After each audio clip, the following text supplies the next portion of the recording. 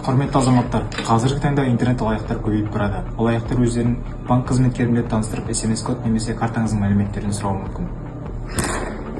Есте сақтаңыз, банк ешқашан құпия кодты немесе карта деректерін сұрамайды. Сондай-ақ әлеуметтік желілердегі құпия сілтемелерді, қауіпті сілтемелерден абай болыңыздар. Сыйлықты алу немесе ақша табудың оңай жол деген хабарламаға сенбеңіз. Көшеде небір алаяқтар кездеседі. Олардың ақшаңды көбейтіп беремін деген сөздеріне де алданып қалмаңыздар. Аға, ақшаңызды көбейтіп береміз. Бар болғаны жеке деректеріңізді берсеңіз болды.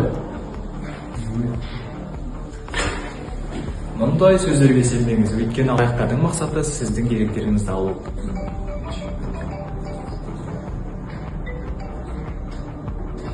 Алло, саламатсыз. Саламатсыз. Банктен хабарласып тұрмын. Телефонға келген SMS-кодты айта аласыз? Күмәнді қоңырауға мен хабарламаңызға жауап бермеңіз. Алаяққа алданба, ақшаңды сақта.